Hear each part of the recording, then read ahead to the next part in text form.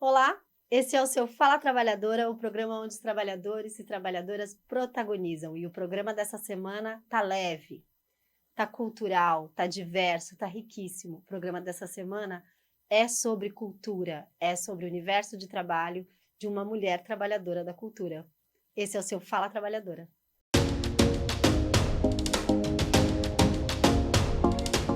Olá, e esse é o seu Fala Trabalhadora, mais uma vez aqui, convidando os trabalhadores, porque esse é o programa onde o trabalhador protagoniza. E não podia ser diferente, hoje a gente está tratando aqui de cultura, o tema tá, ó, maravilhoso, cheio de beleza e leveza, porque hoje a nossa convidada é Lua Marina.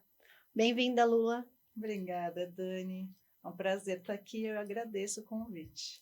Nossa, fazia tempo que eu queria te convidar, né? Já te falei que tem várias ideias de programas diferentes só pensando no teu perfil. Você é muito inspiradora, mulher. Ah, que bom.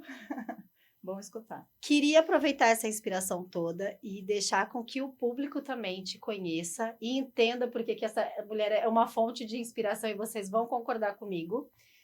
Então, eu queria aproveitar e te pedir para contar um pouco para nós da tua história, contar um pouco de como você chega nesse lugar de ser essa mulher tão inspiradora para mim e tantas outras. Conta um pouquinho para nós quem é a Lua Marina. Bom, a Lua Marina é uma cantora, compositora e produtora cultural. Eu iniciei a minha carreira em 2003.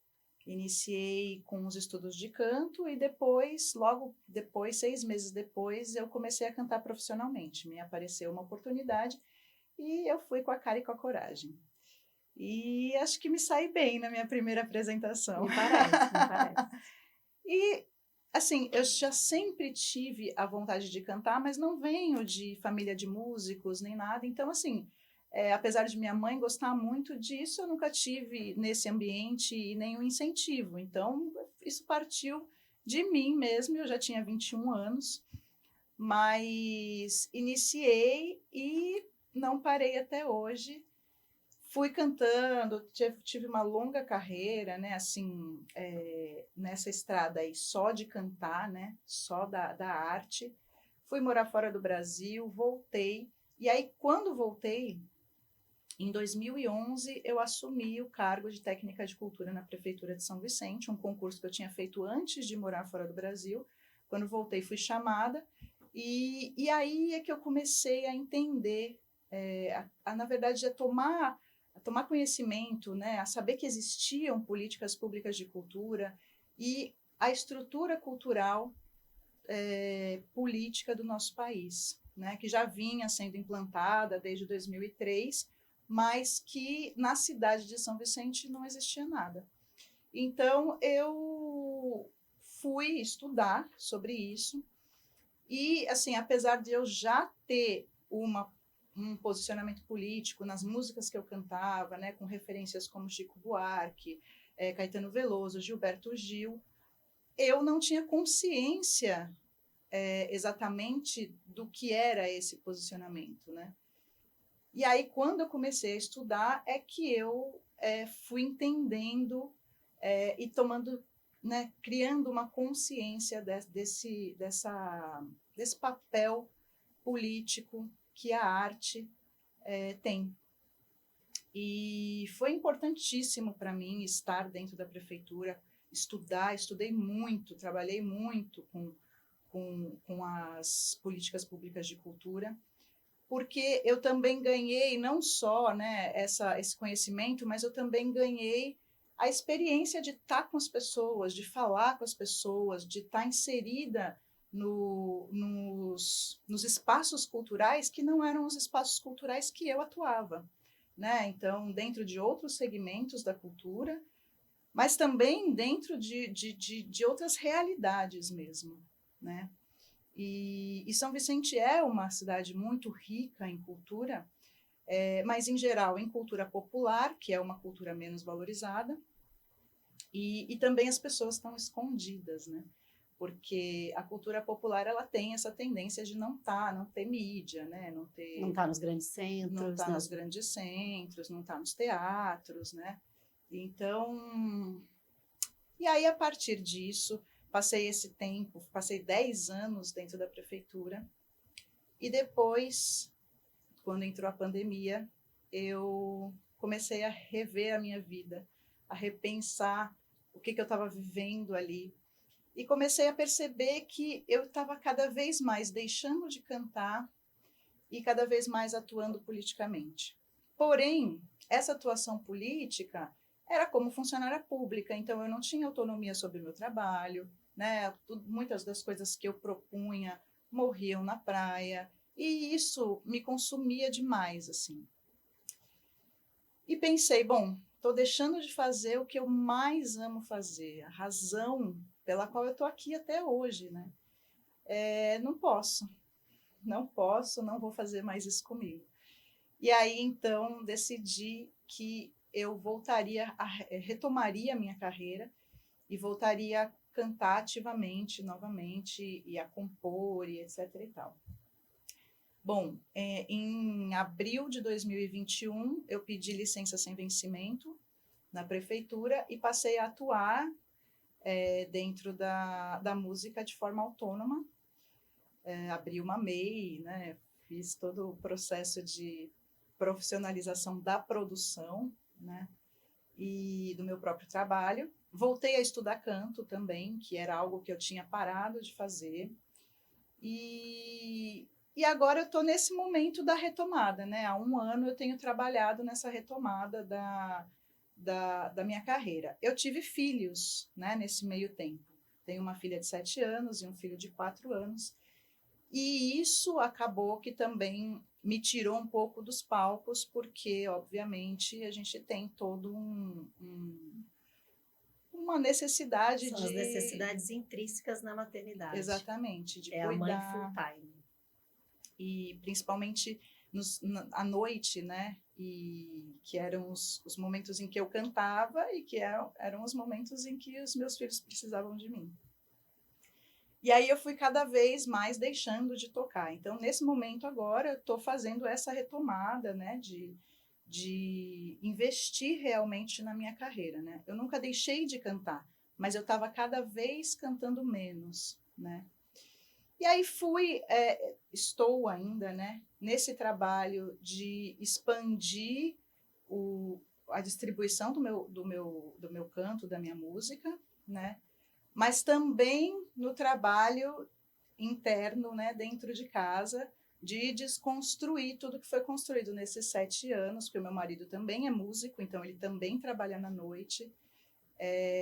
E aí acaba, e normalmente quando a gente toca juntos. Então, para que eu saia de casa e ele também, a gente precisa ter uma pessoa de confiança para cuidar dos nossos filhos, né? Então, estou nesse momento assim de reorganização de toda a estrutura da vida. Eu vou dividir agora um pouquinho com vocês. Conheci a Lua dentro da administração, dentro da municipalidade, nós 2 servidoras, e a gente discutindo projetos de integração, como a gente podia integrar o universo do trabalho com o universo cultural, que são super, né, conversam muito bem, inclusive os 2 ocupam o mesmo espaço, né? É muito natural que a vida artística seja o ganha-pão do artista. A gente, às vezes, tende a dissociar uma coisa da outra, mas a verdade é que o natural seria que os artistas vivessem do seu trabalho, da sua produção cultural. E aí a gente chegou a pensar projetos diferentes, dentre deles, né, o mercado de diversidade, um mercado municipal, que previa ali da minha parte, eu discutia a inserção e escoamento da agricultura familiar, e até a inserção dessas pessoas que são munícipes da cidade, moram tão afastados dali do grande centro, com a participação dos artistas locais, né, a apropriação do povo daquele mercado municipal, que é um território histórico, e precisava ser tratado como tal, receber esse peso, né, com o pertencimento dos artistas e dos produtores da cidade, não só os produtores de agricultura familiar, mas também os produtores artísticos, de artesanatos e dentre tantos outros indígenas, né? São Vicente tem território indígena, e não é só, né, o território Paranapuã, a gente tem mais território indígena.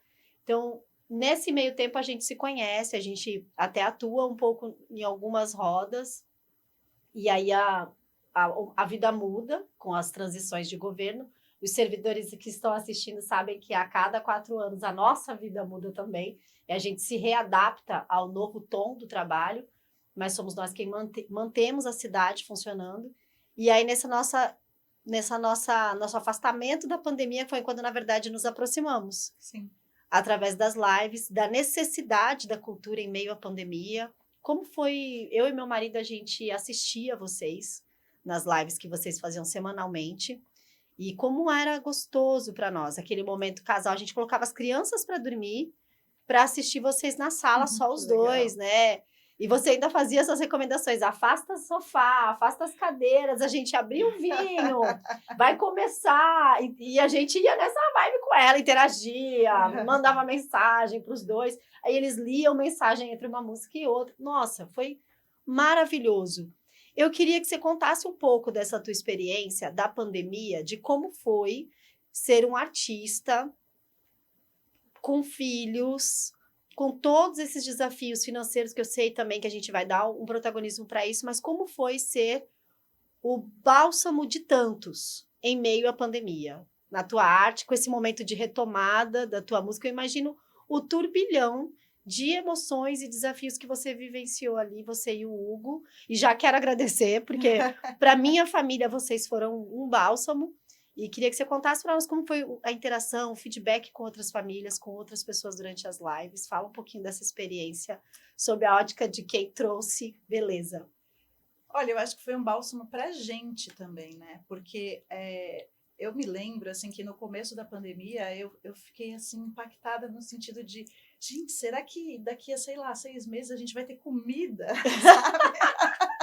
Acho que todo mundo pensava isso. Vai ter comida no mercado para vender. Eu não fui fazer estoque no mercado, mas eu cheguei a pensar isso. Será que assim, porque com tudo parando, né? Eu fiquei ansiosa, assim, nesse sentido, e acho que muita gente ficou. Eu acho que as lives foram, inclusive, um bálsamo para nós mesmos, assim. E, justamente, como eu falei, assim, a pandemia me fez rever a minha própria vida e as minhas prioridades. E eu voltei a compor, fazia, sei lá, pelo menos uns 2, 3 anos que eu não compunha uma música. E eu voltei a compor na pandemia, assim, porque é isso. A cultura, ela é tão intrínseca na gente, né? Porque a gente nasce e a nossa primeira formação é cultural. A gente nasce e é o ambiente cultural em que a gente vive que vai construindo o que a gente é que inicialmente. A gente gosta. E depois, obviamente, a gente vai sendo impactado por outras coisas, né? Como o conhecimento formal, a escola e etc e tal, que aí vai transformando também esses gostos e essas crenças que a gente acaba construindo na primeira infância dentro da cultura familiar, da cultura da comunidade e tal. Então, a gente acaba não dando muito valor a isso, porque é algo que é nosso, né? A cultura é nossa, nós somos formados pela cultura. Então, a cultura não tem... É o nosso dia a dia, né? Eu sento assim, de perna cruzada, e isso é uma postura cultural, faz parte de um processo cultural que fez com que as mulheres, em geral, cruzassem a perna dessa forma, e etc e tal. Então, a gente não liga muito para isso, a gente não pensa, a gente não reflete sobre isso, né? E aí as canções, a música, as artes, a beleza, a estética, artística e etc e tal, que são já um passo que também faz parte da gente, mas que é um passo um pouquinho mais adiante, ela vem nesse sentido de mobilizar essas construções, né? Esses tijolos aí que te construíram vão ser mobilizados por isso e vão trazer mudanças ou vão trazer um bálsamo para que você... Eu acho que é isso, assim, eu acho que o propósito da arte é esse, né? É de justamente provocar, mobilizar. E acho que não só eu, como as pessoas que foram impactadas pelas lives e etc e tal, tiveram esse movimento, né, de se mobilizar, de mobilizar esses tijolos, de olhar para esses tijolos e A falar, pô, necessidade de se mover, né? será Nem que que fosse esse... virtualmente, de Sim, socializar, de... porque a gente teve um tempo para olhar para isso, que a gente não tinha, né? Não tinha. Que era o dia a dia era tão atropelado, a gente tinha tantas coisas para fazer no dia que a gente não acabava olhando para isso. E aí, quando você tem uma oportunidade de olhar, peraí, deixa eu olhar, dá uma olhadinha nisso daqui. E aí você vai podendo mobilizar esse seu lado interior, que é que é formado, né, por toda essa subjetividade da cultura, mas que ao mesmo tempo está em transformação Contínua, está em contínua movimento, o tempo inteiro. por Não si. somos mais hoje o que éramos ontem, e devido justamente aos ambientes em que a gente vive, os conhecimentos que a gente vai tomando contato, e tudo isso são processos culturais, né? Então, o mercado da cultura acaba sendo muito desvalorizado por conta disso, porque é algo do nosso dia a dia. Parece que é rotineiro, Uhum, cotidiano, né? Não é, precisa ter um lugar de destaque, porque vai estar em todos, exatamente. de qualquer jeito, então... Então, você só vai dar valor para aquela música quando você estiver muito desanimado e aquela música te botar para cima. Você só vai dar valor para, sabe, aquela poesia quando você estiver, nossa, ansioso e tiver difícil, coração pesado, e aquilo ali faz você desaguar e, putz, que bom, né? Só que a gente só olha para isso nesses momentos. No dia a dia a gente não olha. Voltando para o dia a dia, para as coisas que a gente olha e não olha, eu fico imaginando agora o tamanho da transformação da realidade de vocês de forma familiar, né? Você não tem mais, né? Ali a gente sabe que o serviço público ele não tem remuneração digna. Isso é fato, gente. O que a gente entrega muito mais pautado pelo compromisso que a gente tem com a cidade do que necessariamente pelo que você está ganhando. Mas também tem um conforto, que é o saber que aquele valor vem todo mês de regra, ninguém te toma aquilo, né? O serviço público ele é quase como o nosso conhecimento, ninguém te toma, ou você entrega ou ele é seu. Graças a Deus e todas as lutas sindicais que afirmaram esses direitos para os servidores. Mas queria te perguntar hoje, na realidade de vocês, como está viver, né, sem essa segurança daquele recurso, daquele salário certo da administração, da máquina pública, viver esse turbilhão de emoções, que é, né, o comboio cultural de vocês, e ao mesmo tempo lidar com os meninos. Eu sei que você está agora começando um projeto que por muito tempo vocês estavam idealizando e agora ele está rolando, ele está acontecendo. Como está sendo isso para a mãe, Lua, esposa do Hugo, em casa, na prática? Objetivamente, como vocês estão lidando e construindo as perspectivas? E aí queria que você trouxesse também um paralelo sobre as dificuldades que são naturais da carreira, por exemplo, artística, e que não precisavam ser, porque a verdade é que a cultura é um direito nesse país, e a gente tem política pública positivada sobre ela, e ela só não é executada, e agora ainda vem sendo desmontada.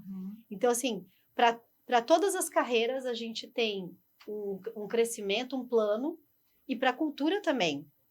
E hoje você escolhe uma carreira que está sob ataque. Sim. Como está sendo para a mãe sustentar essa casa e sustentar essa casa e um casamento dentro dessas realidades e ainda com todo esse desafio, né, que de verdade, ainda mais depois de ter sido servidor, entender como funciona o serviço público, entender como funciona a política pública, olhar e fazer, pô, a gente podia estar inserido num projeto desse, a gente podia estar inserido numa verba dessa, a gente podia estar, por exemplo, fruindo da Lei Paulo Gustavo, a gente podia estar fruindo da Lei Aldir Blanc, e a pessoa fez a gentileza de nos furtar isso, e como que a gente faz para remediar isso na prática, no dia a dia? Então, eu, mesmo sendo servidora pública, eu sempre continuei com as produções culturais. Mesmo que eu não estivesse no palco, mas eu estava nos bastidores fazendo a produção. Então, assim, eu sempre soube que eu trabalharia tranquilamente bem e ganharia dinheiro fora da prefeitura. É difícil você abrir mão, independente de ser um salarinho, mas está ali, daquela pinga, paz, e você sabe que está ali. Mas eu acho que eu cheguei num nível de falar, gente, eu vou ser mais útil à sociedade se eu estiver fora daqui, fazendo arte. Vocês estão vendo, né? Não, e é real mesmo, assim. Porque muitas vezes eu estava lá dentro e eu sentia, estou gastando a minha vida, a minha energia vital aqui, sabe? E aí, e eu tenho certeza, assim, que eu fiz a escolha certa. Mas, obviamente, né, que aí a gente reduziu um pouquinho os nossos custos, o custo de vida, né, nosso, para poder também não ter a dificuldade de sentir falta dessa grana que vinha da prefeitura, né? Até porque a gente perdeu o plano de saúde, então teve que fazer plano Eu de acho que saúde para de nós fora. mães Então, é o que mais dói, né? Série de Eu coisas. sempre penso isso, eu vou sair da prefeitura, eu vou perder o plano de saúde das Cara, crianças. Isso daí foi realmente o que mais me doeu. Falei, gente, eu vou ficar sem plano de saúde. Mas, enfim. E aí, é verdade. Eu te entendo. Total. Então, assim, eu continuo fazendo as produções, a gente continua... só que hoje eu tenho mais tempo para poder fazer isso e investir realmente na minha carreira, né? Assim, investir não só dinheiro, mas investir estudo, investir tempo, né? Da minha vida.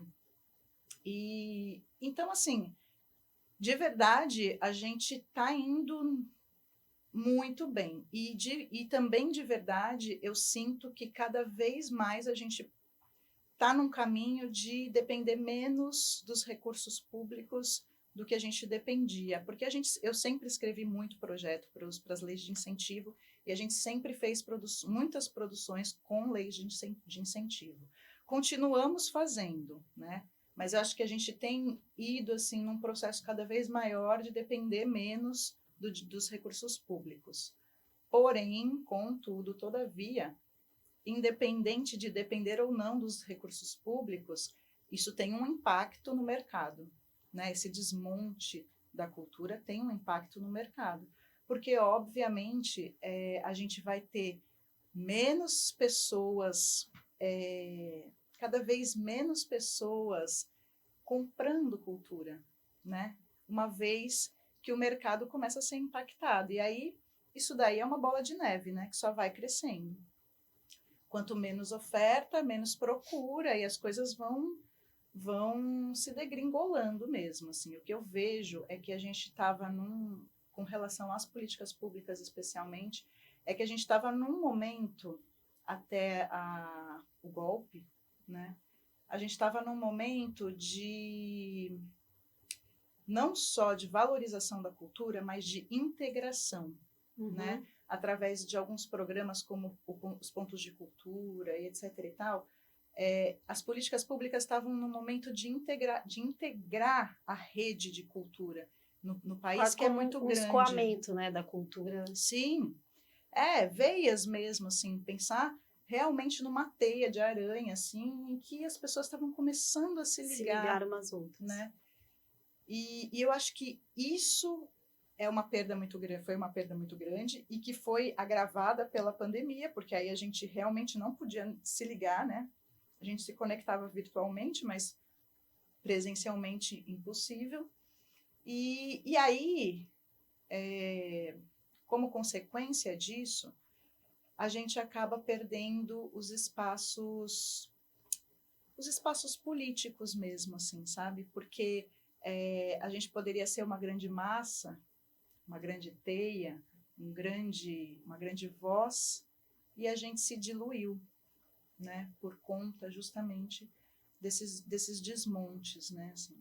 Então, hoje, a Lei Aldir Blanc, por exemplo, foi uma conquista do movimento cultural, mas foi a duras penas e porque as pessoas estavam passando fome, né? não foi assim, foi a classe se uniu, né? Os trabalhadores da cultura se uniram, mas nesse intuito também, porque estava todo mundo passando fome, as pessoas, né, não tinham trabalho, não tinham renda, não tinham o que fazer.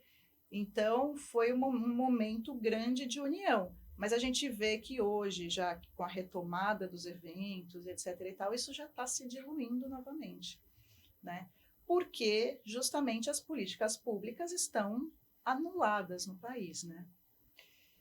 Mas, assim, dentro da minha casa, especificamente, a gente não sentiu tanto. Obviamente que a gente sentiu. A gente trabalha, por exemplo, muito com o SESC, com o sistema S, e assim, teve um corte grande de recursos, e obviamente a gente também é impactado nesse sentido, mas a gente conseguiu ainda continuar trabalhando bem. Mas também porque a gente faz muitas coisas. A gente faz música, a gente faz audiovisual, a gente tem o comboio cultural que vai para a rua. Então, assim, são muitas vertentes, né? Mas o fato de estar mais em casa também cria as dificuldades enfim, né, do lar, né? De ter que dar conta da casa inteira, das crianças, da lição de casa, da lancheira, né, de tudo. São muitas preocupações ao mesmo tempo, né?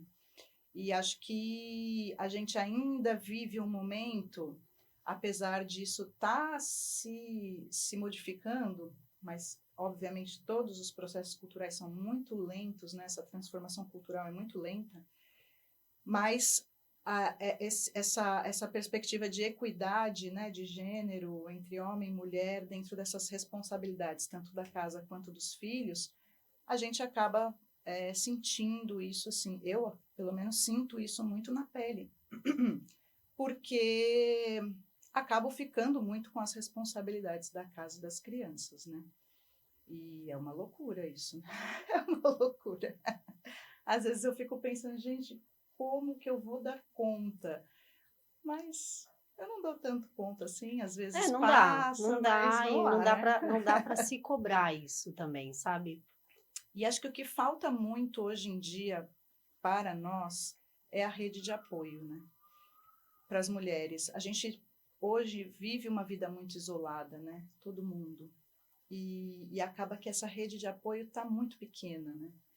E então eu acho que isso também é um fator que influencia assim muito. Eu, por exemplo, estou voltando, né, a cantar na noite também, mas eu estou voltando muito lentamente, porque não dá para eu demandar da minha mãe, por exemplo, ficar todo final de semana, sábado e domingo, sexta, sábado e domingo com as crianças à noite. Então, até porque ela tem outros netos, coitada. A minha que não ouça, mas são 10 netos. Nossa! E aí acaba que você tem que escolher um caminho, né? E eu, nesse momento, ainda estou voltando aos poucos para a noite. Eu trabalho muito com crianças também, né? Sou educadora, né? Arte educadora, então dou aulas de música, mas tenho projetos para crianças. Então a gente trabalha muito de tarde também, isso é algo que ajuda nesse sentido. Mas à noite mesmo, por exemplo, eu estou voltando bem aos poucos. Bem devagarzinho. Lua, hoje você percebe que dentro desse lugar que você se sente mais inteira, que você se sente mais fortalecida, né? Que é a retomada dessa Lua artista, que é cantora, que é produtora, né? Que é autora. Você acha que, inclusive, para fazer, né, esse enfrentamento político, que você percebe que naquele momento estava te sugando energia, você poderia dizer, afirmar que hoje você consegue fazer isso com mais força, com mais proposição, inclusive, através da arte que você fazia já antes nos projetos, mas você percebe que talvez hoje você se sente mais segura para isso, para fazer o enfrentamento político, mas através da arte? Sim, primeiro porque sendo funcionária pública, você tem algumas amarras aí que muitas vezes você não consegue se soltar, né?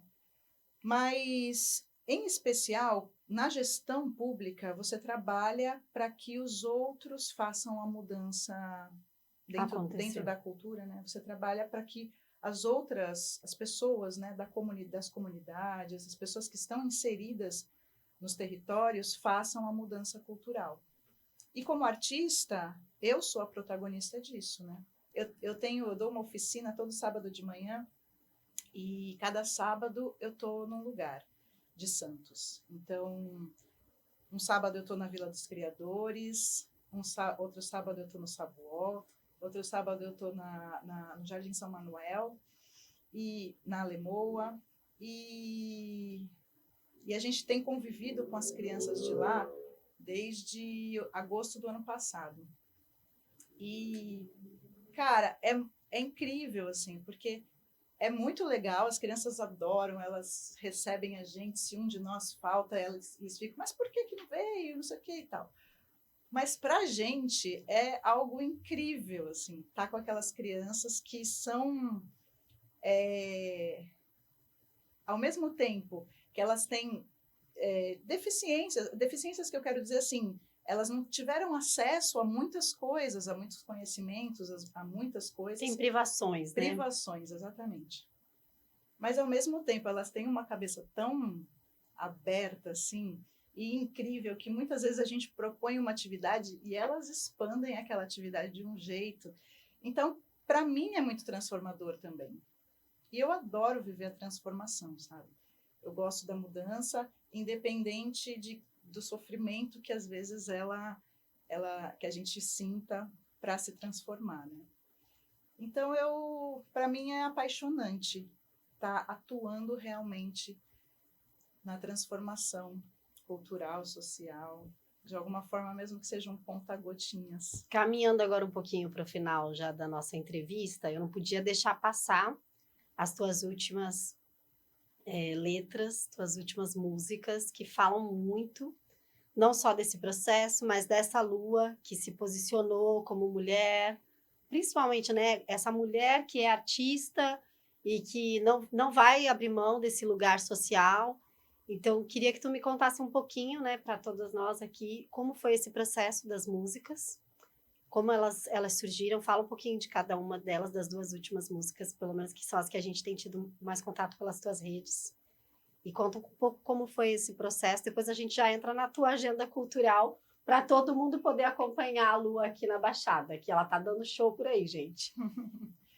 Fala um pouquinho da letra delas, do nome, conta a história aí. Em março de 2022, agora, a gente lançou uma canção minha chamada Tuas Palavras, com um videoclipe, né? E que fala sobre não só a diversidade feminina, né? A diversidade da mulher, ou seja,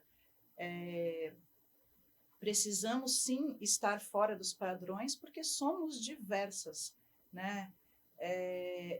E sobre essa perfumaria com que é tratado o 8 de março, com muitas rosas, muitos parabéns e não sei o quê, e pouca discussão e pouco espaço, e o resto do ano as mulheres ficam aí ganhando menos, sendo interrompidas pelos homens quando estão falando e etc. e tal.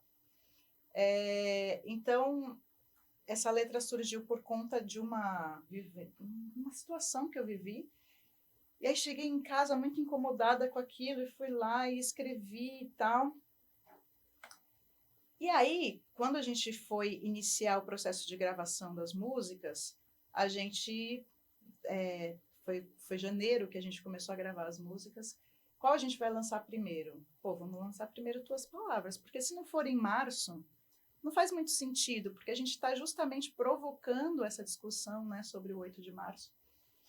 E aí a gente lançou Tuas Palavras, fizemos um videoclipe com 4 mulheres maravilhosas, artistas também, de áreas diferentes, uma palhaça, uma dançarina, uma escritora. 4 não, 3? 3 mulheres diferentes. E eu, né, a quarta. E que foi incrível, assim, porque foi um processo muito rápido de produção, E elas foram muito parceiras demais, assim, e eu acho que o clipe ficou muito bonito.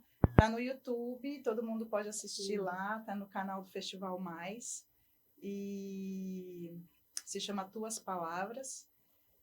E aí depois, agora assim, já nesse próximo lançamento, o alvo é Clarice, né? Que é uma canção que eu comecei a compor em 2016, quando a gente sofreu o golpe, e que foi crescendo, né? Ela foi se arrastando assim pela história do nosso país, né? Até chegar nessa coisa louca que a gente está agora. E que traz uma mensagem de: meu Deus, estamos vivendo o inferno na Terra, mas a gente vai sair dessa e um dia a gente vai lembrar disso daqui e falar: caramba, saímos de lá ilesos. Alguns de nós, né? E aí, Clarice, a gente ainda está finalizando a parte de visual, né? Do visual do Não, clipe? a gente ainda nem começou, na verdade, clipe. A gente está terminando a música mesmo, a gravação da música. E a gente deve lançar no começo do segundo semestre, que é uma música que eu quero muito lançar ela, inclusive porque eu imagino que ela vai ser uma música que, de certa forma, influencia as pessoas contra esse governo insano que a gente está vivendo, né? Lua, foi maravilhoso ter você aqui. Antes de eu me despedir, queria te pedir para deixar aqui para a gente o roteiro cultural, onde a gente te assiste, onde a gente consulta teu material, mas também onde a gente te vê ao vivo, onde eu posso tomar um vinho e ainda aplaudir a Lua ali ao vivo e o Hugo. Fala um pouquinho para nós onde você está se apresentando, um pouquinho do projeto também do Comboio Cultural. Sim. Como é que a gente encontra vocês? Então, vocês podem encontrar a gente no Instagram, nas redes sociais, né? Instagram, YouTube, Facebook. Comboio Cultural mesmo, ou no teu e do Hugo? Em todos. Em todos? Na realidade, em todos. Estamos em todos os lugares. Comboio Cultural com K, também nos nossos Instagrams, né? No meu Instagram, @luamarinasom. Tem o meu site lá, e lá tem a agenda dos próximos eventos. E no YouTube também do Festival Mais, que lá tem muito material nosso. O Festival Mais é um festival de música autoral que eu e meu marido produzimos. É um festival que abre cena para música autoral independente da Baixada Santista. Nossa, que legal. Então, a gente já trabalha desde 2013 com o Festival Mais, e a gente já abriu cena aí para pelo menos 500 artistas. Nossa. Desde 2013. Então, é um projeto que a gente... É um xodozinho nosso, assim, o Festival Mais, porque não é um projeto só para a gente, né? E, de alguma forma, a gente está cumprindo aí um dever que deveria ser do Estado, né? Na legenda desse programa, a gente vai deixar descrito o @ do Instagram da Lua, do Hugo, do Comboio Cultural também, para vocês terem o prazer e o privilégio que eu e meu marido já tivemos em assisti-los e também, junto com eles, deleitar-se na arte e cultura da Baixada Santista, na arte e cultura caiçara. Lua, obrigada por ter passado esse tempo aqui conosco, dividido a tua história, dividido conosco os teus desafios. Eu espero que a gente possa ter mais luas marinas se posicionando nos ambientes culturais, em todas as fatias, né, dos ambientes sociais, porque a verdade é que nós temos movido a sociedade há muito tempo, nós mulheres, e nós precisamos ter esse momento em que a sociedade nos enxerga e que nós podemos ser inteira, quem somos. Então, muito obrigada por dividir conosco a tua conquista como mulher, como mãe, como artista. Esse foi o seu Fala Trabalhadora, o programa onde as trabalhadoras e trabalhadores protagonizam.